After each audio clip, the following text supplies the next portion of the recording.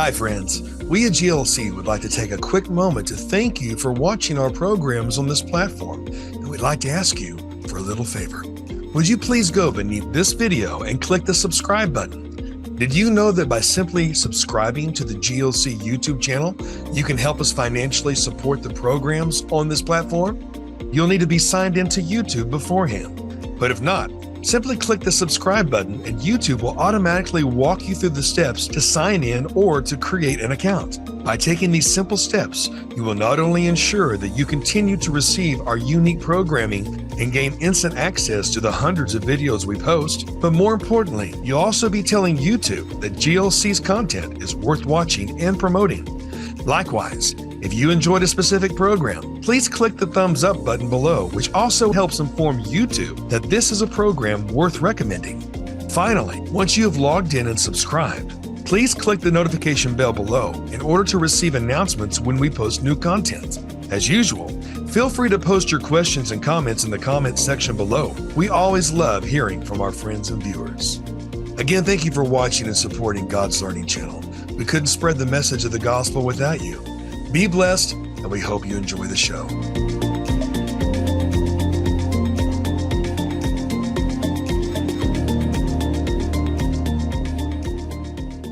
Shalom and welcome back to the Wild Branch Ministry, and welcome back to our continuing study in the book of Acts, this fundamental book that we have that's describing to us everything that took place in the first century, so we can understand the deeds and the thoughts and the sayings of the people of God post-resurrection, if you will. Now that Yeshua has risen from the dead, what did the assembly of God's people look like? What did they look like, and what did they say? And once again, as we go through this, I'm going to submit to you that there's not much of a change in what's going on here, and that the words of the disciples and the apostles are right from the Tanakh, and nothing could be truer than where we left off last time.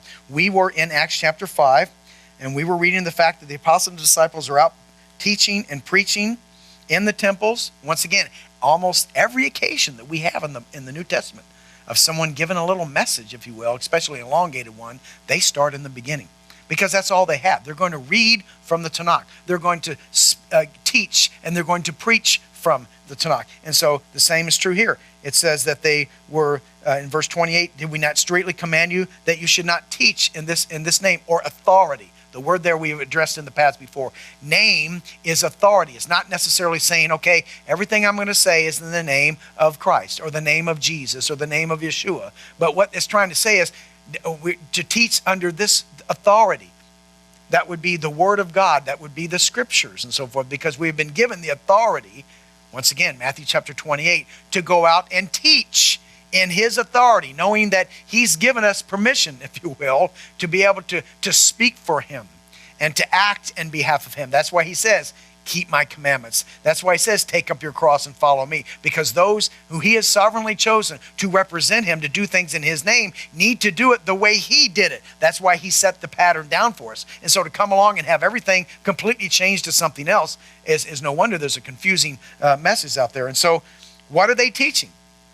He says they're teaching in His authority, but what are they teaching? Once again, they're teaching the Tanakh. They're proving who Yeshua is. They're proving the Messiah from the Tanakh. They're teaching the Gentiles, the new converts, in all these multitudes of religious systems that were going on all this time, how to live as a believer in the Messiah, because you've come from pagan religions that have taught you another way, another cycle, if you will, of living. And so now you have come into the one natural tree that started with a seed in the beginning. Now, how do I behave once I'm grafted into this tree? Well, the same way the natural branches behave. You're producing together with the natural branches now. And so that was where we ended last time. It says in 5:29-32 that they hang Him, in verse 30, on a tree. We raised that issue before, where technically, even though we use the word cross, because a cross, it kind of has the shape of a tree and so forth, and there's a lot of meaning in which that came forth, and I'm not here to mince words with that. But the reality is these things are being interpreted from what was already written in the prophecies. Why? The testimony of Yeshua is the spirit of prophecy. And so consistently they will show that Yeshua was hung on a tree. As a matter of fact, the two times that you have that, when you take that word, staros, and you take it back to that's the word translated as a cross there, back to the Tanakh, you're going to see that it's used two times in the Tanakh. One is in Esther. As a matter of fact, they're both, I believe, in the book of Esther. And they're with respect to Haman and Mordecai. And so Haman, if you remember, is going to build some gallows in order to hang Mordecai. Now, this is the word that's used there in the Greek.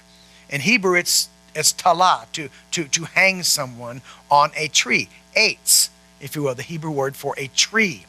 And so Haman builds these gallows. And so the purpose of the gallows, which he builds, is to hang Mordecai on them. But Haman, if you will, the minister of sin, if you will, the one who hates God and hates God's people, instead, ultimately, what ends up being crucified or hung was, if you will, sin itself is hung on the tree and so forth in the story of Haman and Mordecai in the book of Esther.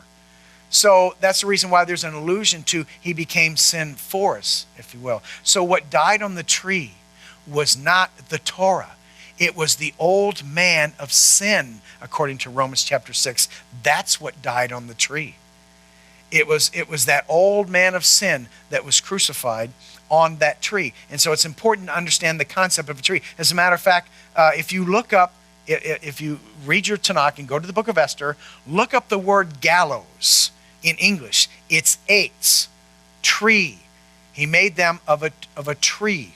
And so it's an important concept to see this whole thing as a tree, because that gives you the images that takes you back where a cross might not. I'm not condemning that. Please don't get me wrong. Don't write me letters, okay? I'm not condemning that. I'm just saying that when we talk about the cross, we're still understanding the word downstream. And the Father wants to bring us upstream to understand the concept of where this was right from the very beginning. That this is not a New Testament concept. It's there from the very beginning, because we have two trees in the very beginning. The tree of life, which is what the enemy wanted to hang, if you will, Mordecai on, okay? And we have the tree of the knowledge of good and evil. I believe, this is just Brad's opinion, that tree that Yeshua hung on was the tree of the knowledge of good and evil, that he was hung on that tree. And if you, like I said, if you look up gallows, it's actually a tree. As a matter of fact, I believe the Aramaic in this verse, the Aramaic version of Acts chapter 5 that we're reading here says, whom you killed when you hung him on a tree. It says it here in the King James English. I believe the NAS says the same thing, that you were hung on a tree. And so that's what takes place in verses 29 through 32 here. All right. Now let's move on just a little further. Acts chapter 5, 33 through 35 as we read on. And make sure I didn't miss anything. Nope, I didn't. It says, when they heard that, they were cut to the heart and took counsel to slay him. What is it about the religious and political systems that when they hear things right out of the Tanakh, they want to kill you? It just seems like that happens all the time. They want to slay you for some reason.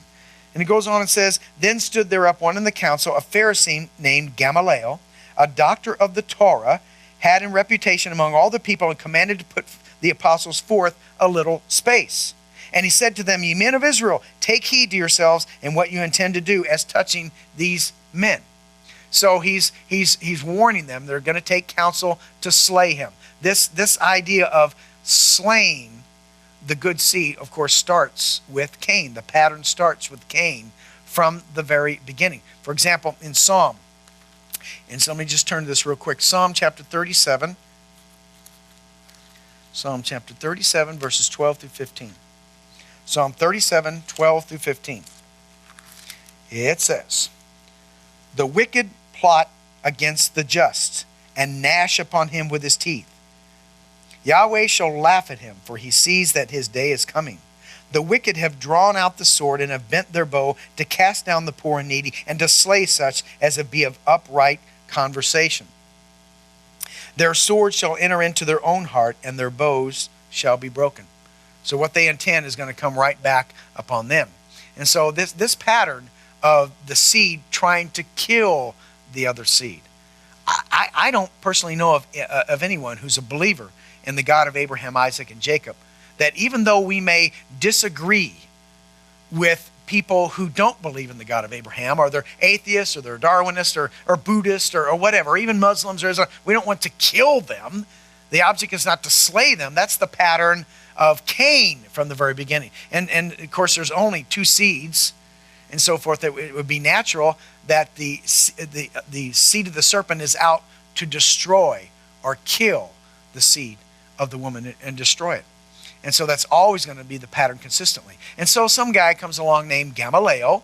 Gamal, comes from the root gamal in Hebrew, which is actually one of the Hebrew letters, Gimel. Aleph, Bet, Gimel. The third letter of the Hebrew alphabet is a word that also means to reward or to wean or to even teach someone. It's when a baby, the picture that word gives you is when a baby is weaned by his mother off the milk. The idea of weaning the baby, getting him off the milk into the meat. It's also translated as to teach and to reward and so forth.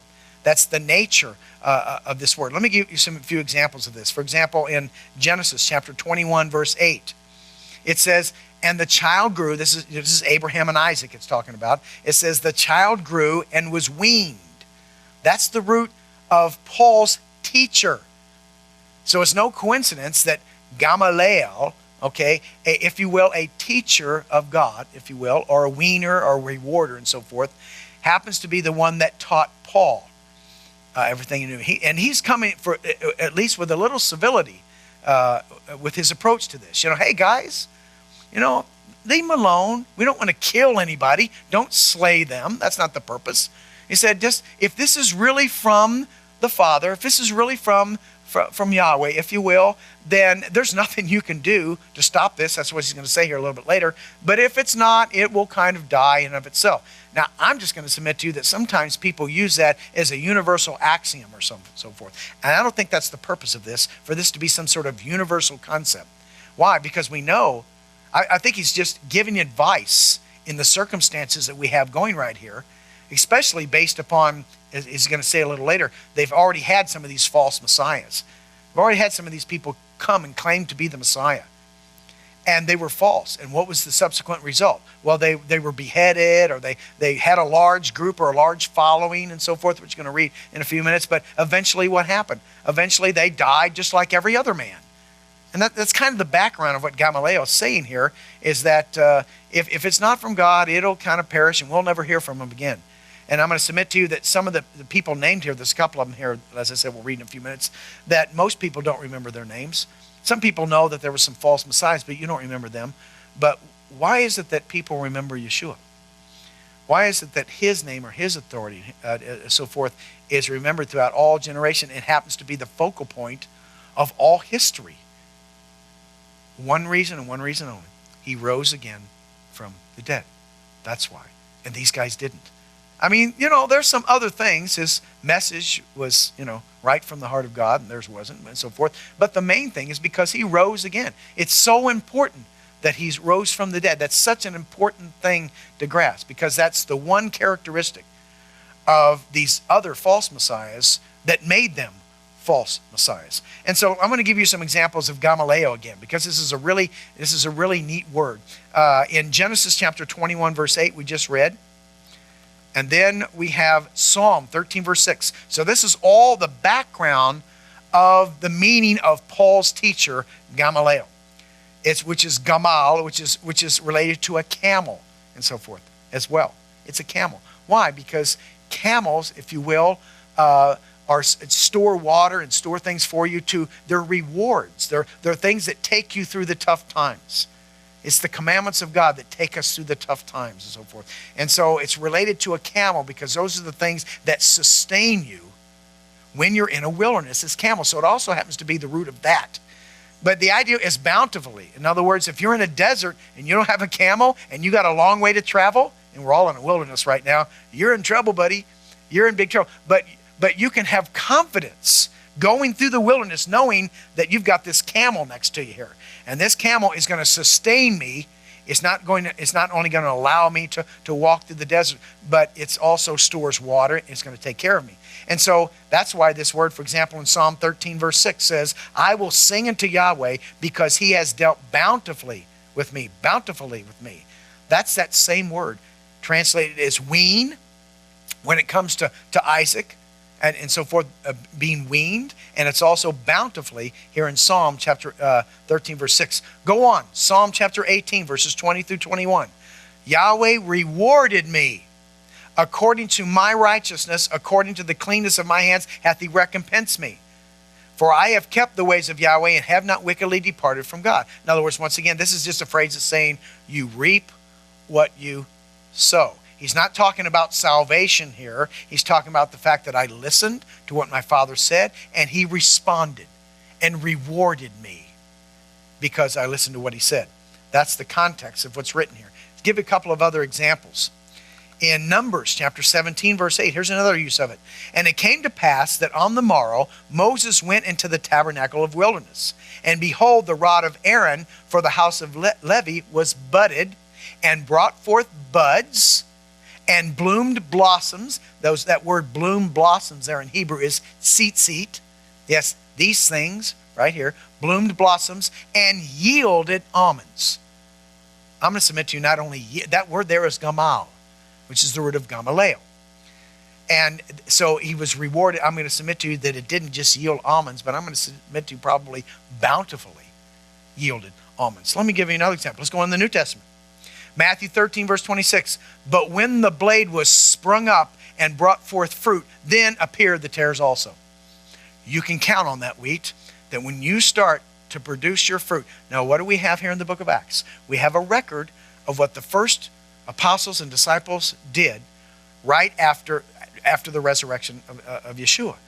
And so they're going out, and what are they doing? They're producing fruit. How are they producing fruit? The seed of the Word of God is in them, and so they are out, if you will, following Yeshua, taking up their tree, if you will, and following Yeshua.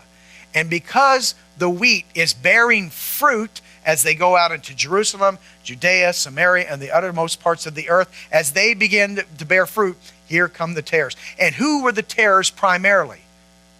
The religious system at that time, i.e. Paul's own brethren in the flesh, were the thorns in their flesh, which we're going to read about later, that Paul talks about there being a thorn in his flesh. Paul's greatest persecutors were his own brethren, unbelieving brethren, not believing, in the flesh, combined with the government, or if you will, the political system. So it was the religious system in concert with the political system that's going to be the tares that are going to rise up in the field. Why? Because the wheat is producing fruit. When the blade was sprung up and brought forth fruit, then appears the tares. And so they began to plant tares among them. I want to give you a couple more examples here.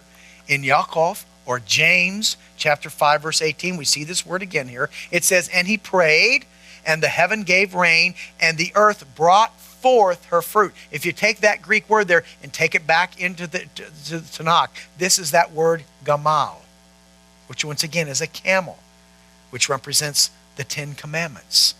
That's why Rebekah was told to water Eleazar first and then give water to the 10 camels. That's why the context specifically mentions 10 of these, because it's the same word for a reward. See, the Torah is your blessings for obeying it. And so it's bringing forth fruit, because that's the whole concept of the meaning of Torah, or Yara, the root of it, is to cast something forth, to bring something forth. And so that's what the disciples are doing. It says, and he prayed again. I'm going to read this again in James. And the heaven gave rain, and the earth brought forth her fruit.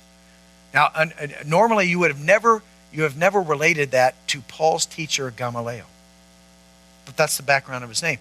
He says, brethren, if any of you do err from the truth, and one convert him. So notice the contrast of the Father's fruit with erring from the truth. One more example I want to give you before we go on. It's in Hebrews chapter 11, verse 6. This is a very important one right here. In Ivrim, or Hebrews chapter 11, verse 6, you're familiar with the first part of this verse. But without faith, it is impossible to please him. For he that cometh to God must believe that he is, and that he is a rewarder of them that diligently seek them. He's a rewarder of those who diligently seek them. Once again, camels, gimel, gamal, the letter, are what sustains people when they're in the wilderness. It's his commandments. And so it happens to be used here as a rewarder. So what's the order here in Hebrews chapter 11? First, you believe on him.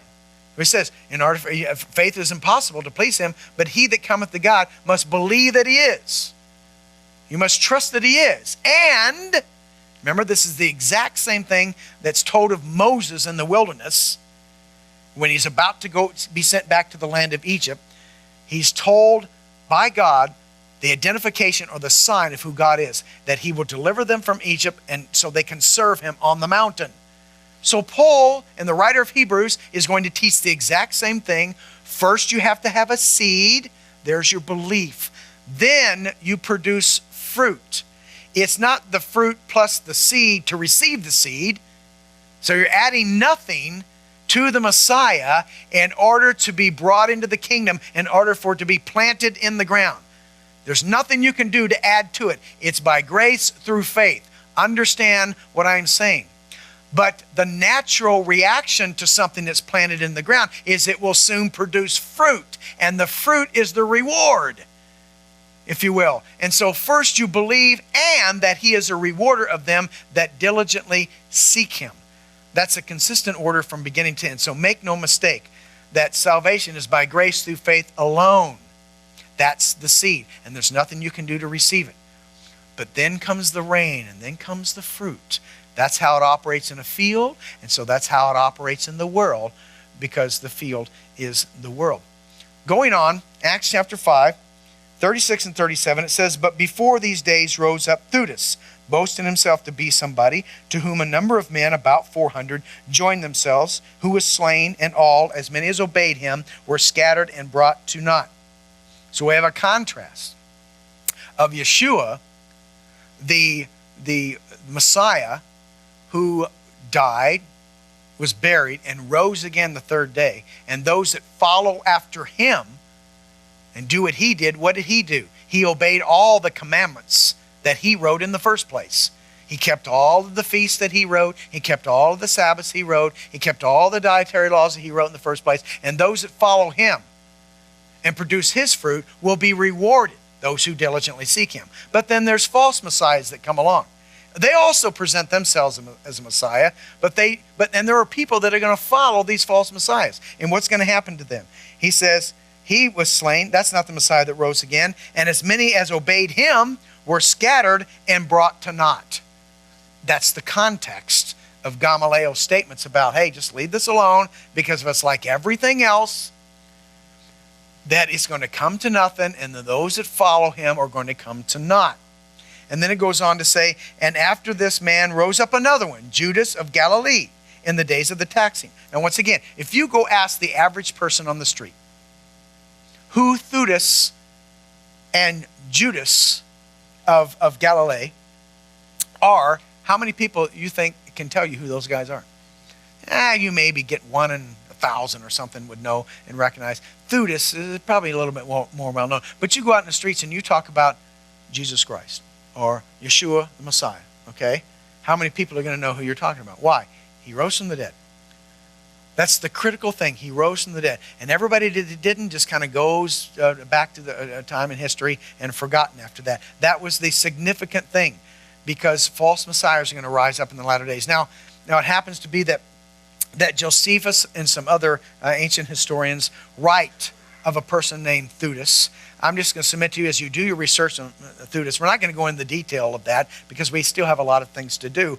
But if you research this, you're going to see that some think that Josephus, and I can't prove one way or another that they're wrong, it just seems the timing would be an anachronism. In other words, it would be out of the time frame. It's the wrong. It's like talking about the Depression or something and talking about the Civil War. Okay, it's kind of anachronism. In other words, the Civil War doesn't belong in that time frame. And so he describes someone named Theudas, who also claimed to be a false Messiah and so forth. And he perished, and he had a lot more than 400 men, however, behind him. And it seems to be at a different time. It seems to be after this fact and so forth. So it's my opinion, and this is just Brad's opinion, that although Theudas is not a real popular name, like some of the other names of the disciples and so forth, like Joseph is a very popular name at that time. Even though it's not a popular name, other people had the same name. So it's very possible that we're talking about two different men here when it comes to this account. But either way, they were false messiahs, and the reason why nobody remembers their name is because they died, just like every other man did. And so Gamaliel goes on to say in 38 and 39, and now I say unto you, refrain from these men, let them alone, for if this counsel of this work be of men, it will come to naught, but if it be of God, you cannot overthrow it, lest haply you be found even to fight against God himself. Now I believe, once again, that is an absolute true statement with respect to the advice that Gamaliel is given at that time, because he's reacting to these other false messiahs that Israel had also been presented. And so based upon this pattern, he's giving them advice. I don't think you can use that as a universal axiom. Example, you can take certain religious systems. I don't know, take any one you want. Take Buddhism, take Roman Catholic Church, take Hinduism, whatever religion you want. Are they of God? Okay. Are Hindus and Buddhists worshiping the same God that we are? But yet they've been around since before the time of the Messiah, especially Buddhism, about 600 BC and so forth. And so they've lasted an incredibly long time. So that axiom, that saying doesn't work with these. There are many religious systems, thousands of them throughout the world, that have been around a long time, and they're not from God. And so I don't think Gamaliel is giving universal advice here, okay, with respect to religious systems. I think he's simply reacting to the experience that he's having at that time. Moving on, Acts chapter 5, verses 40 through 42. We read, and it says, and to him they agreed, and when they called, no, we're speaking of Gamaliel, he says, and when they called the apostles and beaten them, they commanded them that they should not speak in the name of Yeshua, and let them go. And they departed from the presence of the council, rejoicing that they were counted worthy to suffer for his name. And daily in the temple and in every house they ceased not to teach and preach Yeshua the Messiah. So once again, we have an account here where we have the apostles and the disciples that are going to continue to preach and teach in the name of Yeshua because they were commissioned to do so. And they're going to get just a little bit of persecution and grief for these things as they're out telling the truth. And so they're going to get a reaction to that. That's what telling the truth always does. And so next week, I kind of want to talk just a little bit, just very briefly, about maybe civil disobedience or something like this. And so we get a little bit of flavor in that before we go on into chapter 6. So in the meantime, please cling to your roots that your days may be long and that you will prosper in everything that you set your hand to do. I guarantee you, if you follow his ways and produce his fruit, the seed will always be in it. Shalom.